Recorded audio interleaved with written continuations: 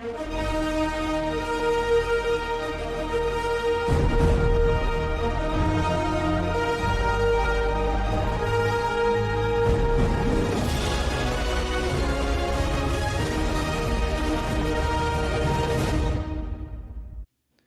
going on, Night Nation? Welcome to another episode of UCF Uncut. We are going to preview UCF versus Oklahoma State. That's going to be this Saturday, November 22nd, 4 p.m. on ESPN+. So look out for that with ESPN+. So we're going to get into the game, kind of give an overview like we always do of where we're at as a program and then what we're facing coming into the bounce house with Oklahoma State. But first, as always, let's bring out tonight's UCF brew of the night.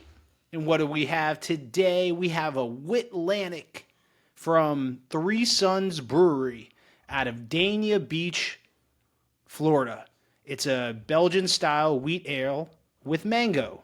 So it's a mango wheat ale. This one is, let's see what kind of percent we're looking at today. 5.4%. And this is a 1 pint. 16 ounces if you don't know what a pint. So that's a proper pint there, mate. We're going to give that a taste. We're going to put it in a nice mug here. A beer glass. Pour it in there and give it a rating out of 1 out of 10. 10 being the best as always. Kind of see where we're at. Give the listeners something to think about when they're at Total Wine. So got this at Total Wine.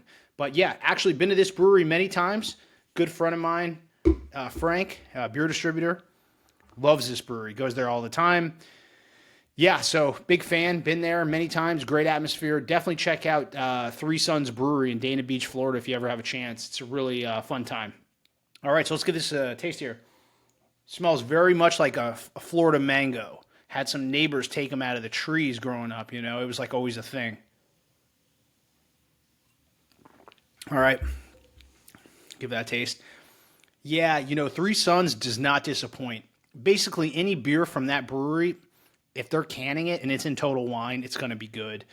This one here, it's a Belgian-style wheat ale with mango. So it's kind of like a Belgian wheat ale. And it has a very subtle mango taste, and it's not sweet. It's really like a natural taste mango. Yeah, I like it a lot. I think it's a good beer. I'm going to give this one a 9.16 out of 10. So we're going to give it a 9.16 out of 10 overall rating. So we'll keep this over here if you want to go look it up and grab one. It's really good. I don't know if it's limited edition, but it's awesome. All right, let's look at UCF and Oklahoma State. So UCF is 4-6 on the season and 1-6 in the Big 12. And Oklahoma State is 1-9 on the season and 0-7 in the Big 12. This is the battle of the bums of the Big 12 between the two teams here in 14 Big 12 games. We got one win. Not good. UCF is giving UCF a 98.8% chance to win, right? So they're thinking UCF is very likely to win this game. And it's pretty interesting. I think Vegas, the spread was like 14.5 when the game came out. So they're thinking UCF's going to win by a pretty good margin. Interesting. Really it depends on what UCF team shows up. Do we have the full strength team or do we have the hobbled minimal scholarship roster team with walk-ons and players with no experience stepping in because we don't have depth, because we don't have donors, and we don't have money. So that's kind of the defense and offense that I think is going to trot out on the field, and the product is not going to be the best UCF team that we've seen this year take the field. So with that being said, we're taking a look, as always, looking at Oklahoma State, right? They're dead last in the Big 12 on offense and defense. Let's not overcomplicate this. They're dead last. But, UCF's no darling either. They're getting worse. We keep losing, so we're dropping in the rankings. We're now 11th out of 16 teams in the Big 12 on offense. And it's only going to get worse, unfortunately. So our offense is not doing well. And our poor defense has been left out there on an island to fend for themselves to try to carry us to win games. Now they're 6th out of 16 on defense in the Big 12. So Alex Grinch is doing great. Scott Frost and Steve Cooper, the offensive coordinator, they're doing horrible. They're basically at a D rating. And honestly, Grinch would be an A or B for the year. I mean, the only reason we're 6 out of 16 is because they can't get off the field because our offense puts them in terrible places and turns the ball over. So our defense has been the star of this team this year. Now, the thing that I think is so interesting, and I think what separates this podcast from any other podcast about UCF football when we're looking at opponents and who we're playing, is that when you get to this point in the season, right, we got a couple games left, people are opting out, hitting the portal, not playing, coaches decide to start playing some young guys, maybe some coaches are fired, like Oklahoma State, so they don't even have a head coach, right? And so it's interesting, motivations at this time of the year, how motivated a team is. So I like to look at basically their track record in like the last 3 games or so to see where the team's at. Sometimes teams check out at this point of the year. Sometimes they ramp it up. And it's kind of like, and I know it's just crazy to say, UCF is kind of on their way down as a program this season with the players that are on the field and kind of the vibe of what's happening here. And then you have a 1-win Oklahoma State team, but actually the vibe after the firing is slowly getting better for Oklahoma State, and I'm going to explain why. But, a very interesting thing that I think to look at, right, is that UCF and Oklahoma State both played the Kansas teams, and they played them in order, just like UCF did. UCF played Kansas early in the season, okay, with everyone healthy, with everything to gain. We were coming in 3-0. Our best foot forward was when we played Kansas teams, Kansas and Kansas State. Now, it was Kansas State and Kansas in that order. The point I'm making is that they also just played Kansas and Kansas State, but they played them the last 2 games. So I ran some really interesting projections and numbers, basically breaking down how we stack up to common and mutual opponent and what Kansas State and Kansas did against this Oklahoma State team and kind of what we found as a common theme. And so, for Vegas to think that Oklahoma State is basically a 2-touchdown underdog against UCF is interesting because when you look at the last 3 or 4 games both of these teams have played, I don't see a huge difference in a gap between the two. And in just being dead honest, the last team we put on the field against Texas Tech was bad. That team might have lost to Jack State, no doubt. Like, that team was bad. And Texas Tech just smoked us. We didn't have a chance. I predicted the score very similar to the final outcome. You could check the video. I think I was off by 3 points. It was an incredible prediction. 2 weeks in a row now, I've been basically within a field goal of the final score. So I think we're starting to figure this team out. But anyway, let's get back to it, right? So got to get some more of this mango. Wow, it's good. All right. In the past 2 games, Oklahoma State played Kansas State at home. Their last game they played at Kansas State at home, and they lost 14-6. Okay? That's a pretty competitive game. 14-6. You held Kansas State's offense to 14 points. Not bad. In that game, Oklahoma State turned the ball over 5 times.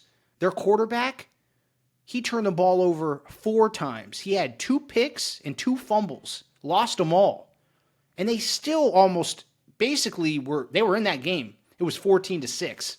So they're actually a scrappy bunch. And they have 27 seniors.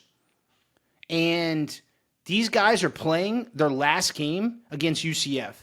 And if you think that they're going to roll over I don't think that's the case. I think that they have a little bit of a dog chip on them, and they're like ready to go. And they're playing hard, and they're playing with pride, because that's all they have left to play for is pride. Obviously, they're not bowl eligible.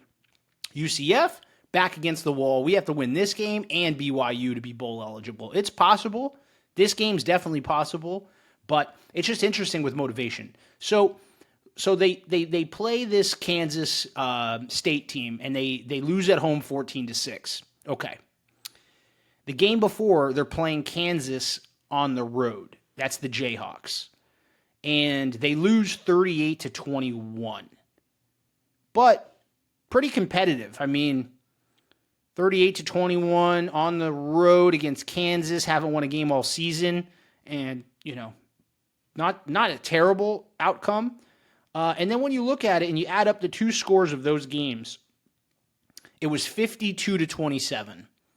So, they had 57 points scored on them, and they scored 27. So 52-27.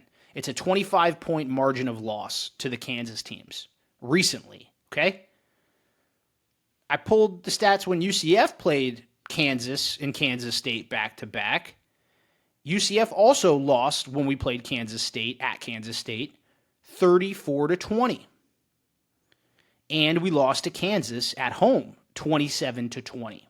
And it combines for a total of 61 points against us, and we only put up 40 with a 21-point margin of loss. So they had a 25-point margin of loss in the last two games against the good Kansas teams. We had a 21-point margin of loss with our best foot forward early in the season. So now we're putting out a product on the field on Saturday that is not near as good as the product on the field that we put against those Kansas teams. And we basically were about the same as what they were now. So they're playing better football, I think, than the statistics show. And I think that this game, when you look at it, and we're going to look a little bit more into this, it's not apples to apples, right? Because like I said, UCF played Kansas and Kansas State early in the season. Oklahoma State just played Kansas and Kansas State the last two games. Here's a great mutual common opponent, and this is the great thing about being in the Big 12. Guess who we both just played? Texas Tech. Okay? And as you can imagine, the outcome was very similar, again, with UCF versus Texas Tech and Oklahoma State against Texas Tech. And so when you combined Oklahoma State playing Texas Tech and Kansas State, the last three games, they had 94 points scored against them, and they had 27 points scored for Oklahoma State. And that's a 67-point losing margin. On average, they lost by 22.3 points a game in the last three games. And that's interesting because UCF's last three games, our defense has given up 30 points to Baylor, 30 points to Houston, and 48 points to Texas Tech for 108 points against. And, if you look at that, for 108 points against, and you average it by those three games, we're scoring 36 points a game against. And we have basically a 69-point losing margin in the last three games. They have a 67-point losing margin. So we're losing by more than they are in the last three games. And basically, they did better against the Kansas teams recently than we did in the beginning of the year when we had a better team. And now we don't. So I'm like, okay, I think the last three games, they're actually playing much better. And then I looked at their quarterback, Zane Flores. He's actually not bad. I would say he might be better than any quarterback we have on our roster.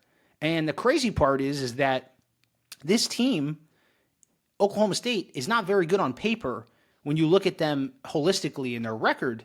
But, it's pretty interesting that this guy, Zane Flores, The one thing he can do is he can throw the ball. Now, he might get picked off, he might fumble, he might make a mistake or two, but he's going to sling the ball. And this UCF defense, like I said, in the last 3 games against a quarterback that could throw the ball, 30 points against Baylor, 30 points against Houston, and Houston can't even throw that well. 48 against Texas Tech, and they let off the gas. So our secondary now with, I don't even know, we're on like our 4th and 5th corner playing. So poor Philip Dunham. He's just got to pat the stats here for his own career, but the secondary is getting shredded because we don't have any depth. And so we're going to go over some keys to the Knights' victory and kind of, we'll give the prediction. So, you're probably like, where are you going with this? Like, where are you going? You're like basically saying Oklahoma State's better than we thought. Most people are really down on this Oklahoma State team. Well, hey, UCF's not much better. And what the product we've seen on the field, and it's only gone downhill. It's getting worse, and I think it's only going to get worse as the season ends, unfortunately, just because of health. Miles Montgomery being named a team captain was such a, play on words and kind of like a mental game because I don't think he even touched the field last game. It was such a disaster. But, we had basically the walk-on freshman from Miami, Adai, cycling in with Jaden Nixon. And our offensive line getting mauled and just blown up off the ball, having no chance to run the ball. So we kind of knew that was coming. So how can UCF win this game? What are the Knights' keys to victory here? Well, we got to force this Zane Flores quarterback to turn the ball over. He turned the ball over 4 times against Kansas State. He had 2 picks, 2 fumbles. That we have to continue to create pressure to have him turn the ball over for us to find success in this game because he likes to throw the ball. The issue with UCF, and the reason that UCF is so beatable, is because if you can throw the ball, even mediocre, you're going to score enough points to beat this team because we can't do anything on offense. We can't throw the ball, and we barely can run the ball because our O-line's so bad. So our offense is basically non-existent. Our defense is the only reason that we're in games anymore, and it's only getting worse because our running back situation and just injuries. So we got to force turnovers. Now, we have to slow down the passing attack. We haven't been able to slow down any passing attack in the last 3 weeks. So I don't think it's going to get better. Now, this is the worst passing attack we've seen in the last 3 weeks, so that's good. But we'll see. Something's got to give. I've been saying that each week when it comes to, passing offense against our passing defense.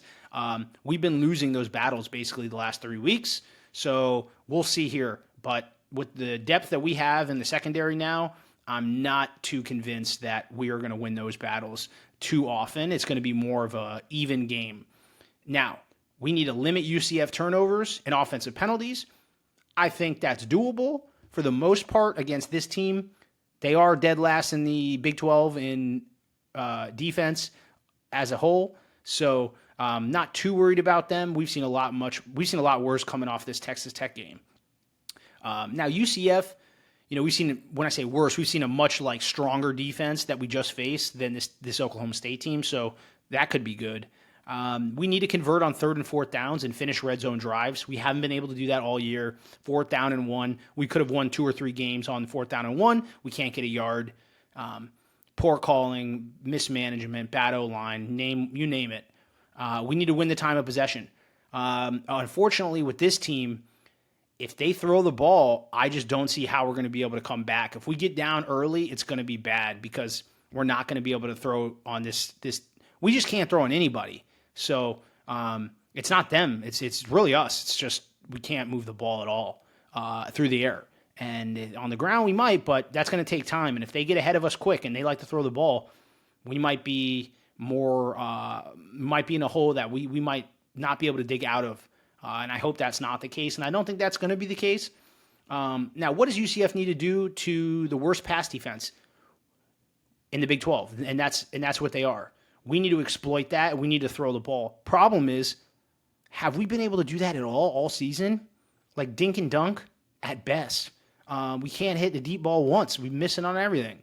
Taven Jackson is so inaccurate. He's like Brandon Wimbush mixed with KJ Jefferson. But he's hurt all the time too, so it's even worse. I hope he doesn't play. I really don't. Put Davy out there. Just, we got nothing to lose. Anything's better than an injured quarterback who says he's not injured and then costs us the games. Don't like it. So we'll see. What team does UCF have show up? That's the key. If the hobbled UCF injury-prone team shows up and the shell of the team takes the field against Oklahoma State like they did against Texas Tech, we might straight up lose this game. And I don't think that's too crazy to say. You looked at the last three opponents we both played, and you're seeing the fight that they have and the points that they're putting up. Not a lot, but they are fighting and they're scrappy. And so it just takes a mistake or two and some penalties for us to be in a hole here. And they can throw the ball and we can't. And that's the difference. They have more scholarship and depth players, I think, than we do. And they invested more money in their roster, I think, than we did. And this is kind of when it will show at this time of the season. Hopefully I'm wrong. Our QB room is a disaster. And our defensive secondary is super thin, and so is our D-line. And I don't even talk about our O-line. Our O-line is brutal. So what do I think is going to happen? I think that this Oklahoma State team wants revenge for the Space Game blowout. I was at that game last year. That was it last year or was it 2 years ago? I think it was 2 years ago for the Space Game where we blew out Oklahoma State. Yeah, I think that was 2 years ago. Mel's on. It's all a blur. Either way, they want revenge for that embarrassment. And they're playing a lot better in the past three games than UCF. So, if anything, I would say on both these teams, statistically, and the eye test, are about the same in the last three games. And Oklahoma State has a great kicker. He was knocking down two 47-yard field goals against Kansas State last week. And it's not easy to do that. I think, that was in Manhattan. So, let me just triple check. Yeah, that was at home. So at home, but still, he's kicking down two 50-yard field goals. So they have a good kicker. Their punter is not good. Their punter is the worst in the Big 12. I think UCF's punter is just there with him, if not the worst in all of college football. So, our kicker, he's good. I like our special teams kicker. No Rulas. Now, I have to give a prediction here. And, I hope I'm right. I think this is more of an emotional kind of score because, even though Vegas thinks we're going to win by 14 and, for some reason I'm like, do people know something I don't? Because the team that we have with the injuries we have that we trotted out there against Texas Tech is not good. That is not a good football team, and that's not going to get it done. And I think Frost knows it. I think Mackenzie Milton knows it. I think Alex Grinch is doing the best he can with what he has. But, we're going to be lucky to get the win. And I'm going to have UCF here, final score, 27, Oklahoma State University 20. So it's a 27-20. UCF squeaks out the win, holds them off late. The defense comes up big, and Oklahoma State does not score at the end of the game when they need a touchdown. Field goal won't cut it. So their field goal kicker cannot save the day, and UCF gets the win and then goes on to BYU for a chance at bowl eligibility. So, hey, there's hope. But, going on to BYU, that's going to be a tough game in Provo. I would love to make that trip, but we'll see. And, it's exciting times, though. If anything, this season has been a little bit of a upswing from the Malzahn era. It's been tough. We didn't do well in recruiting. We still haven't done well in recruiting. I don't know what they're waiting on. Hopefully they get that thing going. We really need help with funding from donors. Because if we don't, Terry needs to get on the horn. We need to get some big sponsors in here because it's an ugly sight. And it's embarrassing. It's an absolute embarrassment. We have the largest student body in the nation. We're right there. Number 2, I think it's Penn State, Arizona State. One of them is number 1, number 2. We switch all the time. But we just need a little bit more from our donors to help us be successful on the field. And Maybe spend more money when it comes to, obviously the players, but the coaches as well. I just don't know what we're working with, and it doesn't seem good. But we'll see. I saw the profitability. It looks like UCF was one of the most profitable teams in the Big 12.